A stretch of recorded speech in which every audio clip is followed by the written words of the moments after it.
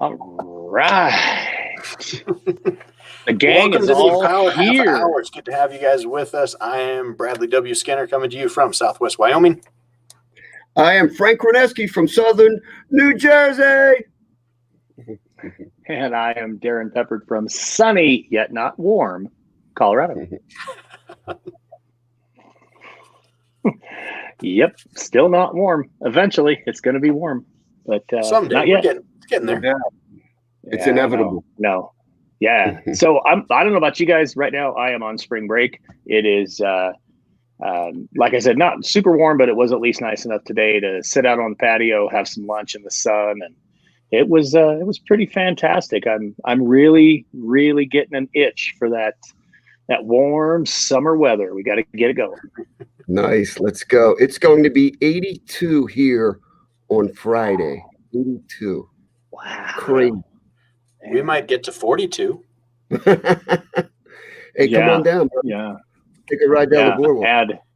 Add Bradley and my temperature, and we might get close to matching up with you. So, So you know, this is a super exciting night. You know, we're and it didn't dawn on me, guys, honestly, until just a few minutes ago. But we are only 2 episodes away from episode 50, the big 50. And so that will be the date when that will be next week, 31st. So that'll be April 7th. That will be April 7th. That will be. Hey, how about and this? On April the 7th, in honor of our 50th anniversary, we have giveaways like tickets to the Codebreaker Power Summit.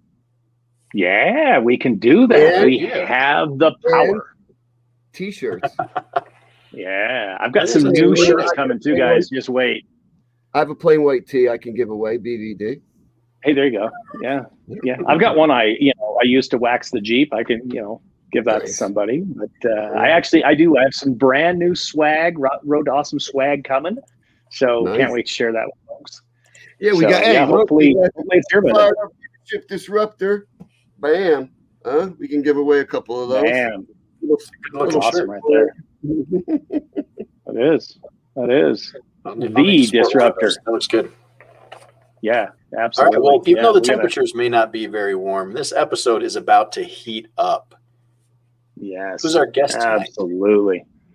Oh, our guest is the one, the only, the man who lives life above the line, the Tom Cody. Well, let's get Tom Cody in here.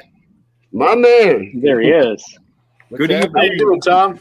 Good evening, my illustrious educator friends. Thank you so much for being here, man. Wait a minute. I'm looking behind me. Is there someone behind me? No, I'm talking to you, Frank. Hey, before we do anything, I just want to thank you 3. This year has been just awful for educators, and just having this thing on every week has been a major service to the people. It's just some good news in a year full of bad news. So I applaud that you're cranking out 40 of these. Congratulations on hanging in there. That's great. Thank you so much. Thank you. Yeah. We I'll be honest with you. And Bradley and Frank can address this a little bit too, but in what has been a dark and difficult year, honestly, these Wednesday nights, it's like, man, I can't wait to get together with my boys on Wednesday night and whoever we have as our guests, and just, like you're saying, Tom, just share a little bit of light in what has been a pretty dark tunnel. Yeah, and especially without the national conferences and Jostens, and it's been a kind of a good thing, as the Zoom has connected me to Steve Bowler and Dwight Carter and Melissa up in Canada. I mean, I've seen you folks more than I would have if we weren't doing it live. So very true. Yeah, for sure. Excellent point. So thanks again for what you're doing. Thank you. Yeah, very much appreciated. Really quick, got to give a shout out to Eric Lillis. His Hawkeyes wrestling were able to beat my Nittany Lions. So. Yeah, so let's talk about that for a minute. Okay, let's talk about that, Mr. Lillis. Mr. Lillis, your Iowa Hawkeyes, come on, man. Now I will say this. So I actually, in one of my brackets, I picked Iowa to go all the way. I'm like, hey, it's my fourth bracket. It's the one that whatever, let's just throw this bracket away. But of course they couldn't get out of the second round. And I did ask Eric, and he said they will not get past Oregon. Trust me. And he was correct. So yeah. You guys are talking about the women's bracket side, right? No. No, I'm talking about the men's. I think the women are still alive, man. Hey, Villanova's still in it. You know, Philly's still in it. Yeah. Yeah. Represent. All right, That's right. go. Bring it, buddy. Yeah, I'll tell you, my story is, if you've heard me speak, you know my deal. I'm 69 years old. I was on a podcast last week, and they said, we're having guys on to talk about they're going to do midlife. I said, well, that's going to make me 138 if this is my midlife. God bless you. I said, I don't know. What a good deal. But I was functioning as a dysfunctional teacher and coach back in the 70s and 80s. I got lucky. I hit this social emotional lightning bolt, hit me in the head, and my life changed, my marriage changed, my classroom changed. I was winning all these basketball games and teaching all these smart kids, and I thought I was really doing good. I should have probably been fired. I was abusive and I was bullied, and my life changed in about 99, 2000. We started a little class in social emotional at our high school. We ran that for about 15 years before I retired. And the transformation in that class finally got through this thick Irish skull, and my life became different. And then weird deal. Like now we got a little company with 4 teachers. And we've trained 1.5 million teachers, and we travel around the country. I get to go to West Grand, Colorado next month. We hit all the big places, you know. That's right. I got the best job in the universe. I thought teaching was the best job. I now have the best job in the universe. So that's my story, and I'm sticking with it. I don't know how I got here, but I'm here. So Tom, you and I got there because that light bulb, you just said it, that light bulb ran up, and I think we all had that light bulb or that magical ta-da moment or that wow factor. And the first time I saw you, when I came in and you were talking about the above the line thing, I mean, that is so easy and relevant. Why don't you hit us with that, Tom? Well, yeah, here it's all about. We call it the line, and there's sometimes Darren's thinking is above the line. There's sometimes Darren's thinking is below the line. It's not a good thing. It's not a bad thing. It's just a thing. Bradley wakes up in the morning and he's singing Zippity Doo Dah and things are going good. And all of a sudden the Xerox machine is jammed and 2 kids are going to Switzerland, so they're going to miss 2 weeks of play practice. And they want to know what they can do to make that up. And he's like, now he's going crazy, and your thinking gets broken. And here's the cool part about human beings, which never, by the way, I got like a high ACT score, valedictorian. I'm not an idiot, but I was an idiot at life. I wasn't aware of the power I had to think about my thinking. There's thinking, and then we can also like think about our thinking. Metacognition in Psych 101. But we're the only animal, I think, that can think about our own thinking. Like meerkats don't, and like giraffes don't. I mean, but I was no different than a meerkat when I was 47, because I would just have this thinking, and it was stinking thinking, and I would just live with that all day, all week, all year. I'd get mad about some deal, and I just never had enough sense to like fix it. And I was yelling at basketball refs and screaming at parents. And this above the line stuff, I'll tell you where it came from, Frank. I had a dad come to conferences in '98 and tell me his daughter hated my guts. And then he showed me 2 days later at coffee. I don't know why I went with him, but I was curious. And he showed me above and below the line.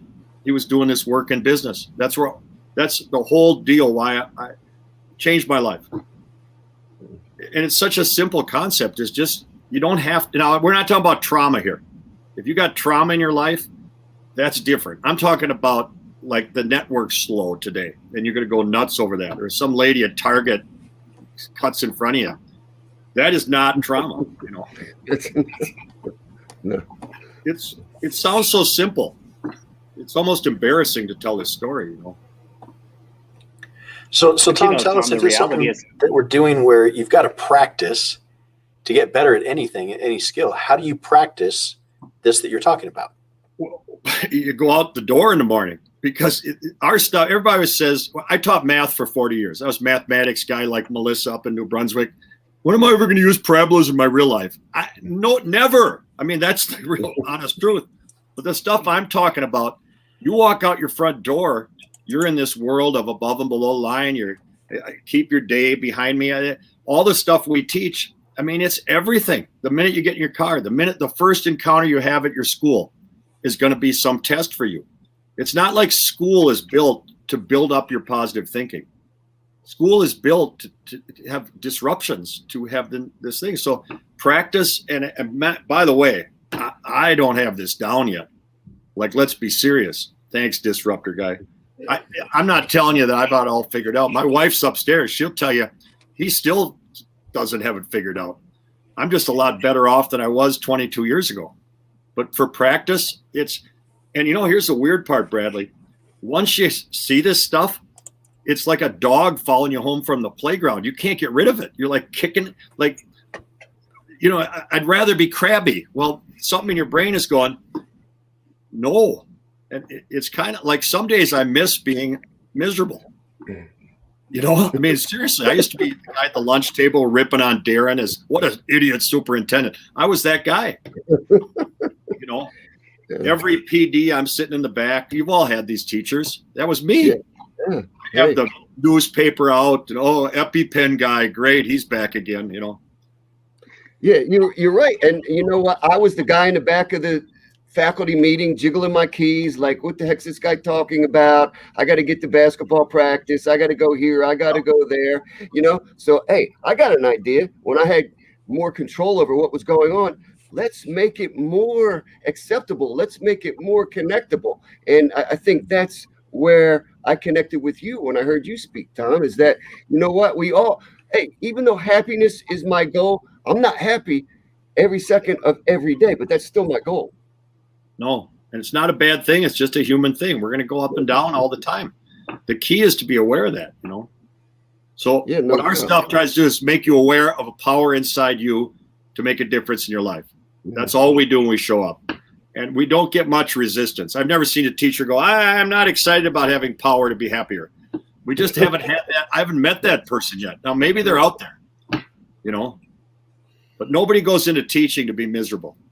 But boy, are a lot of teachers miserable. So something's happening between that first, second, third year where you're all fired up out of college, and something's happening to people. This job will eat you alive if you're not careful. It's a hard job. Agreed. So Tom, you and I have talked about this a little bit, just kind of building on that. So you're talking about those year 1, year 2, year 3 teachers.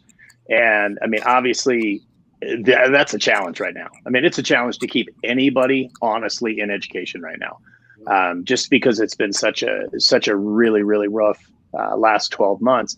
We've talked about it on our show 4 or 5 different times about our worries about losing educators, not just teachers. We're worried about losing principals. We're worried about losing superintendents. We're worried about losing bus drivers and custodians. I know you're doing some work in this area. Talk a little bit about that. What is some of the message that you're sharing with those early career teachers to hopefully keep them in the career? Well, first of all, Darren, your state, Colorado, is the number that grabbed us. 40% in a survey of the Colorado teachers are thinking about getting out of the profession. Yep. When we heard that, we obviously, hey, don't waste a crisis, says Steve Bowler. Don't waste a crisis. So we had obviously a down year for our company. What we did was sit down and go, okay, what's a big problem we're going to be facing when this thing's finally over and Frank gets 2 vaccinations, And we decided it was going to be the young teachers leaving the profession. This job is horribly difficult under the best conditions. These are not the best conditions. So I'm worried about that 24-year-old who graduated from University of Colorado, decided to try education. So we've got our first pilot going with 4 2-hour sessions with just young first, second year teachers. And we're doing it virtually. We're trying to get them real life examples. And just so they know they're not nuts. Like, yeah, a fire drill can screw up your whole day if you're 23 years old and you don't know about fire drills. All this nutty stuff. The mom, how are you going to tell a parent at conferences that their kid is not really living up to their potential when you've never done that before? They don't teach that in college. We try to give teachers mentors, but what are the mentors doing this year? They're hanging on for dear life. They're just trying to figure out how to get home every night.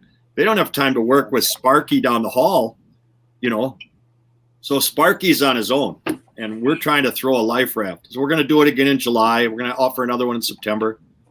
We don't know if it's a good idea. We think it is. So we'll see.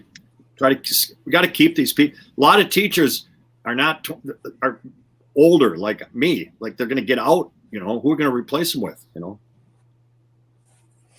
Yeah, well, I'll tell you just from from my seat. Yeah, and Bradley, I think that's everywhere. From my seat right now, I look at 5, 6, 7 openings that we have in our district, and I'm doing some things, moving some things around in terms of how our budget is built, so we can add an additional counselor. I'm excited that I've added that position. I have no clue if I'll be able to fill it. I mean, I'm just really genuinely worried about positions. I mean, it's one thing to be worried about a math position, and I am worried about a math position, but art or a STEM position. I mean, those people right now, I'm worried that we just won't find those candidates, and I'm really glad that Top 20 is doing some work to try and keep some of those kids in teaching right now. And we got a couple things. There's a couple of schools growing their own. I've been in a couple high schools where they got an Ed 101 course in their high school, and they're trying to grow their own corn here and bring these people back to teach in their district. I think that's brilliant. Number 2, somebody's got to tell these people that what you learn in college is nice and it's important, but it's not. You need to control this, or you can't make it as a teacher. That's why a lot of these young people take our stuff and go, "Why did they tell me this at the University of Iowa?" Come on, Lillis. I mean, let's tell people, if you got a broken thinker, I don't care what lesson plan you got. I don't care what Kia Monkey Chromebook crap you're bringing in the classroom. None of that matters once you're broken. And you can get broken easy by 1 o'clock every day when you got mustard on your pants from lunch and 4 angry emails. Then the superintendent, Pep, wants to see you, and now you're going nuts over that. And then you're supposed to teach physics 7th period to a bunch of kids that don't want to take physics. But we got to tell these young people, it's the best job in the world, despite all that stuff I just said. And all 3 of you know this. You've all cried at graduation. You've all had somebody come run full speed and jump on you to hug you. And then people, they don't do that with firemen. They don't do that with chefs. It's only us that get this. And that's why we got to sell this profession to young people. It's the best job in the whole world. Plus you get about 4 months off. My God. It's great. And you could also follow your second passion, your second career in those 4 months. Yeah. Which is important. Yeah. Which is why we're here tonight. I had a chance, a quarter of the year I could work on this stuff. Yeah, look at Lillis, 2 Iowa references. Yeah, how's it going? Big Ten, how we doing? Can't win a game. Big Ten, best conference in America. My foot. Come on. Yeah, that Sorry, I'm not going to keep chasing that, but come on, Willis, you're killing me. So, go ahead. No, you go ahead, Tom. You're fine. Well, I just think when I see Frank talk and a disruptor, innovator, and I know Bradley's doing stuff in theater that nobody else is doing, and when I talk to you, Pep, see, you guys, and I like to think of myself as a revolutionary. I want to come into education, especially during COVID crisis, and throw some tea in the harbor. Let's go. I mean, this is our chance. We've been given this opportunity as educational leaders to get out and get the message. Well, I'll guarantee you, no way in Green River are they doing conferences like they did in 2018 ever again. Because they found, I guarantee you, because this year you got Zoom and you don't just sit and listen to A+ lady ask 100 times, how's my kid doing? Because you don't have to deal with her. You can get through to the D- kid. We have discovered so many cool things about education in the last 12 months. just hope we don't lose them. Can't let this revolution die, you know. And that's my message. If I ever get back, I think that's going to be the key right there. Is just, you know, identifying those things that have been incredibly successful. I mean, it is very much, you know, digging out the colander and sifting out the stuff that's been good and leaving the crap behind. But it's an opportunity, I think, and you know, we've talked about this quite a few times on the show that, you know, there are some really cool things that we have started doing that allow us to let go of some things that I really pray that when it's all said and done and we've all been jabbed in the arm twice and we're all doing good, and that we don't revert to what the things that we were doing that didn't work pre-pandemic. I mean, right. And remember, the system from 2015 works for some kids. It worked for me, valedictorian. You teach, I learn, I spit it back, I get A's, I go to college. That works for some kids. But this new system, hybrid, distance, this is working for some of the kids where the other one wasn't working. We're forgetting that. Now, this has not worked well for some kids. I get it. But this is working really well for some other kids. So I think we can't lose that somehow, you know. I think what it forces us, at least this is what I want it to force us to do, is we need to redefine what success is in education. We can't just, you know, you talked about A's, you talked about, you know, the D minus. The kid that, you know, that doesn't have internet or struggles to get on or has to babysit or, you know, whatever it is, you know, the letter grade itself, you know, I know it's not going to go away. I wish it would. I wish this was an opportunity for us to really, truly just disrupt it. Frank, I'll use your word, man. We need to disrupt it, take advantage of the disruption, and let's just recreate what success really means, because for every individual, success means something different, right? Yeah, I think really reframing the question is what we have to do, is changing it from how successful is your kid to how is your kid successful. Yeah, most schools determine whether kids are intelligent or not.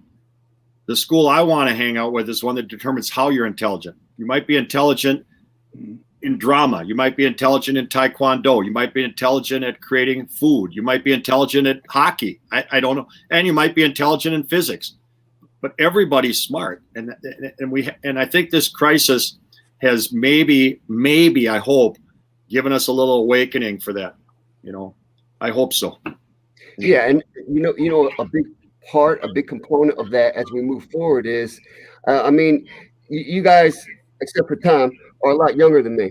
And after 9/11, do you remember after 9/11 how you walk into a convenience store, you walk in anywhere, and people were just nicer to you, and they said, "Man, I'm going to buy a cup of coffee for a stranger every week," and I'm still doing that, you know, since that day. But some people just forgot about that. And then, you know, 2 years later, everybody was different again. Not everybody, but a majority of the people. So as Tom said, now that this has happened, you can't forget what happened. As we move forward and our compass points us to true north, as all of us here on the show tonight and the people listening out there, we have to make adjustments because there's no new normal. You think, yeah, this is new normal. No, it's not. So we have to, like Tom says, hey, this guy is gifted and talented at being a chef. This other person gifted and talented at being a musician. So where's all that going to fit in when you talk about gifted and talented, and a certain percentage of your school or your district has to be classified as that? You know, how about the social emotional learner who's gifted and talented in that area, etc. So you can't forget where you were, or you'll never know where you're going. The ACT test has got to go first because it's half math, half English. Where's drama? Where's empathy?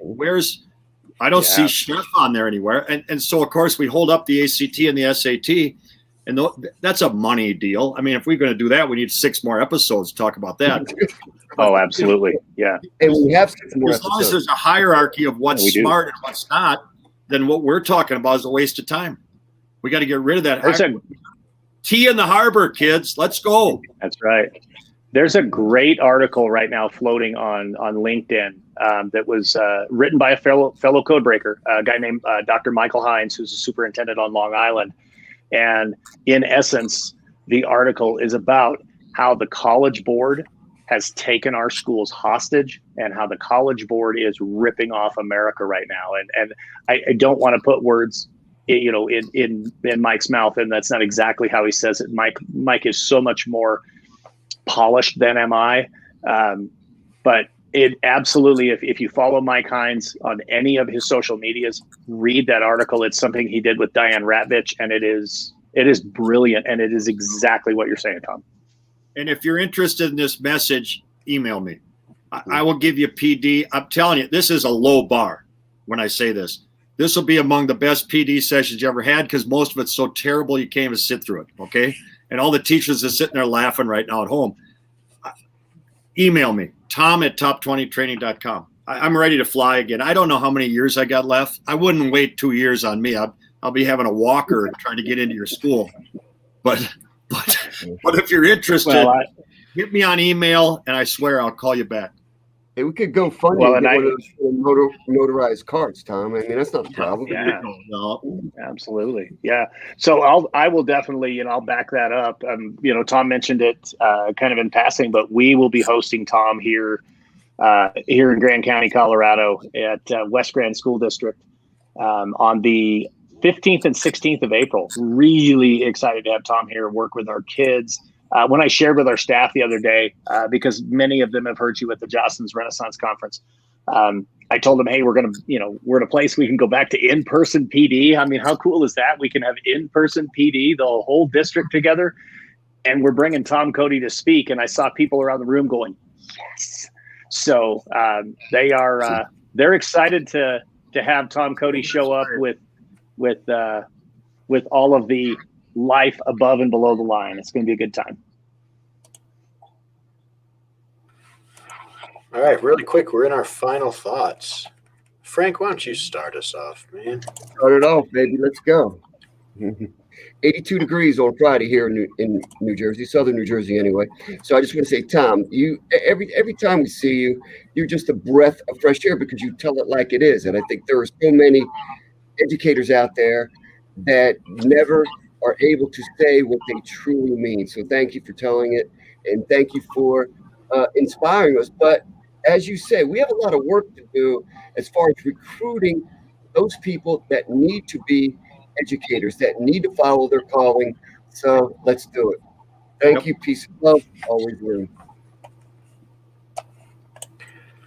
For my thought, I'm just going to say that there's been a lot lately where I realized that being honest with new teachers rather than just trying to hype up the profession has been really important and effective.